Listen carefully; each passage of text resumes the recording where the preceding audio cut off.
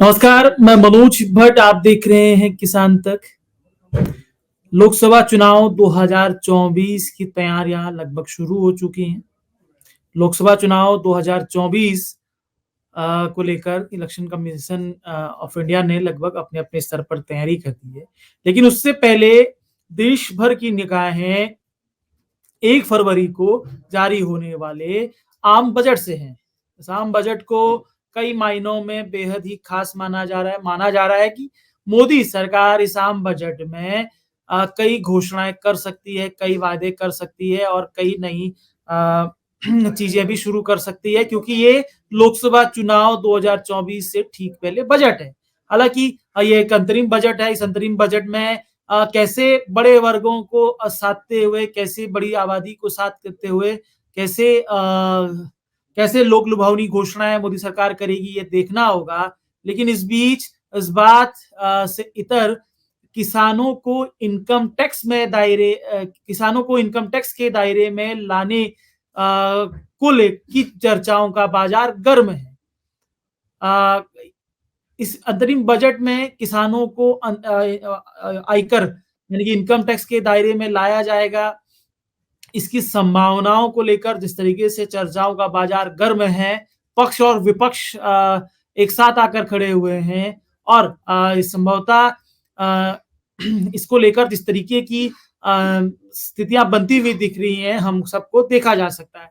तो आज इसी बात को समझने की कोशिश करते हैं कि आखिरकार किसानों को इनकम टैक्स के दायरे में लाने की ये पूरी कहानी क्या है।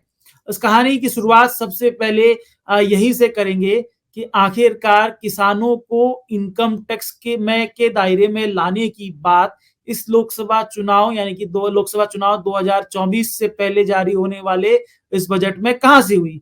असल में किसानों को इनकम टैक्स के दायरे में जो लाने की जो बात है, वो उसकी शुरुआत हुई है भारतीय रिजर्व बैंक यानी कि जो रिजर्व बैंक ऑफ इंडिया है, उनमें मौद्रिक नीति समिति की एक सदस्य हैं असीमा गोयल।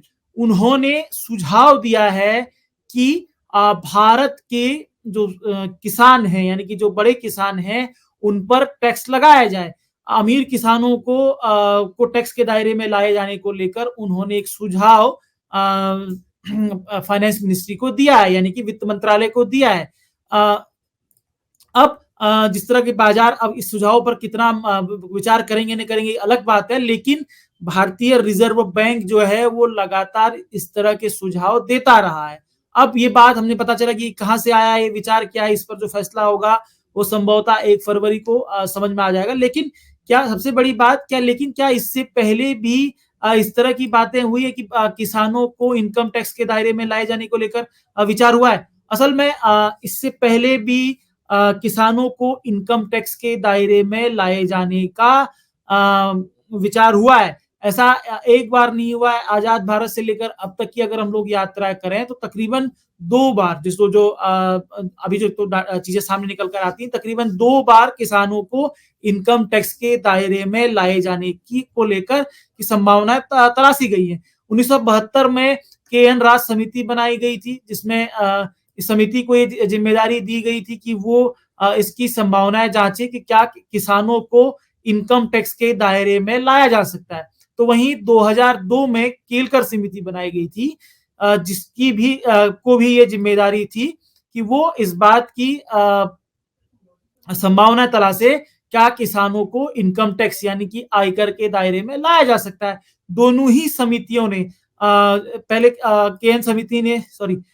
के.एन. राज समिति ने 1972 में जो बनाई गई थी, उसने भी किसानों को इनकम टैक्स के दायरे में लाने की संभावना को खारिज किया था। तो वहीं सन 2002 में केलकर समिति ने भी किसानों को इनकम टैक्स के दायरे में लाने के विचार को खारिज किया था। और दोनों ही समितियों ने यह माना था कि खेती जो है वो घाटे का सौदा है, इस वजह से किसानों की चुनौतियां बढ़ती हैं और ऐसे में किसानों को इनकम टैक्स के दायरे पे नहीं लाया जा सकता है।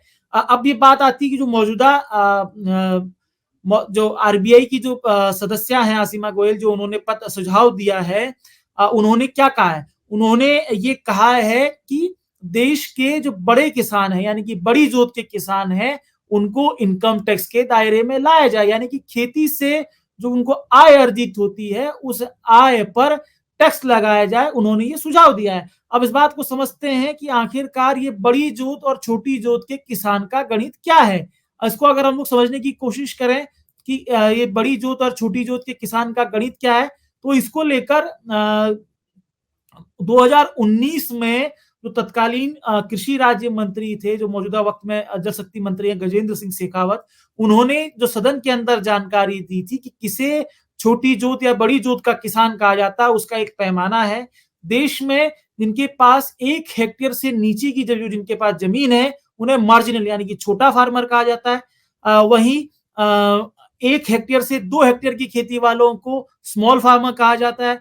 वहीं 2 हेक्टेयर से 4 हेक्टेयर की खेती वालों को सेमी मीडियम फार्मर कहा जाता है, यानी कि लघु सीमांत किसान इनको के तौर पर कहा जा सकता है। वहीं 4 हेक्टेयर से 10 हेक्टेयर की बीच में जिनके पास खेत का रकबा है यानी कि जमीन है, उन्हें मीडियम यानी कि मझोले किसान कहा जा सकता है। वहीं 10 हेक्टेयर से अधिक जमीन किसान वालों को लार्जर यानी कि बड़ी जोत वाला यानी कि जिसे हम लोग कह सकते हैं कि बड़ी अमीर किसान की संज्ञा के तौर पर लिया जा सकता है। यहाँ पर पे सबसे बड़ी चुनौती ये आ रही है कि जैसा कि जो मौजूदा वक्त पे जो सिफारिशें दी गई है कि बड़ी अमीर किसानों को इनकम टैक्स के दायरे में लाया जा सकता है, खेती से जो आय अर्जित होगी। ऐसे में संभवतः मझौले और जो बड़ी जोत वाले किसान हैं वो इस पैमाने पर फिट बैठते हुए दिखते हैं। अब बात करते हैं कि आखिरकार ऐसे किसानों की संख्या कितनी है। एक आंकड़ा कहता है, आंकड़ों को लेकर अगर हम प्रधानमंत्री किसान सम्मान निधि योजना के आंकड़ों को अगर समझें तो तकरीबन 8 साढ़े 8 करोड़ किसान हैं। वहीं अगर इससे इतर हम लोग समझने की कोशिश करें, जो 2014-15 का कृषि सेंसस हुआ था, एग्रीकल्चर सेंसस हुआ था, तो वो कहता है कि तकरीबन 14 करोड़ किसान परिवार देश में रहते हैं। ऐसे में जो अलग-अलग तस्वीरें निकल कर आती हैं, वो ये कहती हैं कि भारत में तकरीबन 86% किसान जो हैं वो लघु सीमांत किसान हैं, यानी कि सीमांत लघु और लघु सीमांत किसान हैं। तो वहीं 7% किसान जो हैं वो मझोले किसान हैं और इसके साथ-साथ तकरीबन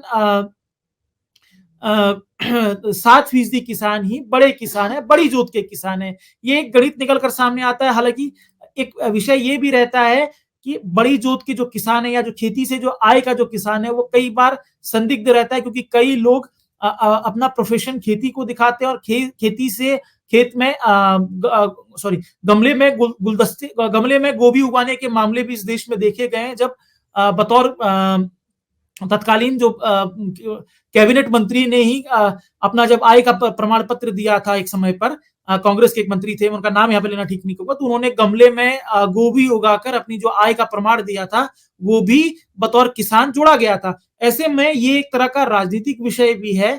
लेकिन अब इस वक्त और इस कंडीशन में केंद्र सरकार बड़ी जोत वाले किसानों को यानी कि या मझोले किसानों को इनकम टैक्स के दायरे में लाई जाएगी कि नहीं लाएगी, ये एक अलग तरह का विषय है। हालांकि इसका पैमाना क्या होगा, किन किसानों को लाया जाएगा, यानी कि अगर आय जिससे संभवतः 8 लाख से ऊपर की आय वाले किसानों को इनकम टैक्स के दायरे में लाने की अगर बात होती है, तो ये अपने आप में एक बड़ा विषय बन सकता है। हालांकि इस पर अभी सबकी निगाहें बनी हुई है। 8 से 10 लाख की किसान इनकम वाले किसानों को इनकम टैक्स स्लैब के दायरे में लाया जा सकता है। आखिरकार क्या स्लैब होगा, इस पर अभी बहुत चर्चाओं का बाजार गर्म है। हालांकि अभी तक केंद्र सरकार ने या वित्त मंत्रालय ने इसी तरह का कोई भी संकेत नहीं दिया है कि किसानों को या बड़े किसानों को इनकम टैक्स के दायरे में लाया जाएगा। लेकिन जिस तरीके से लगातार ये बातें पहले भी होती रही हैं, किसान आंदोलन के समय पर भी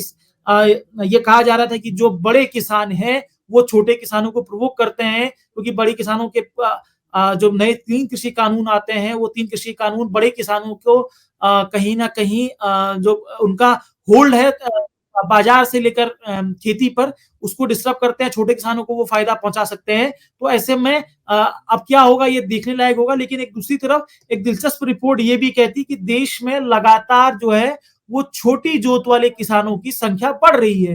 एक डाटा कहता है कि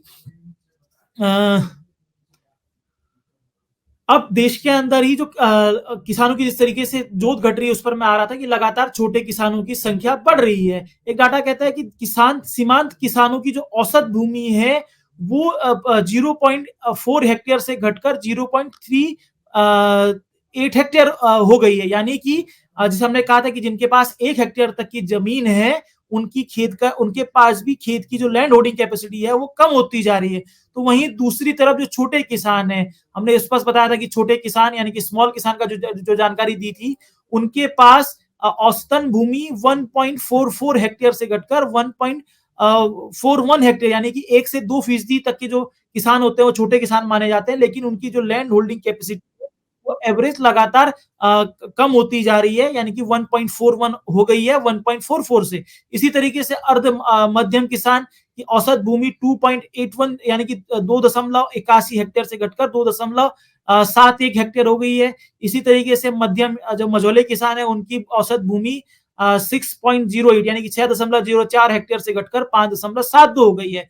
वहीं जो बड़े किसानों की भूमि है, वो उनके पास जो एवरेज है 18.1 हेक्टेयर से घटकर वो 17.1 हेक्टेयर हो गया है। यानी कि ये भी एक संकेत है कि लगातार देश में खेती अपने आप में जटिलताओं का पेशा माना जाता है। पहले से सबसे पुरातन पेशा है।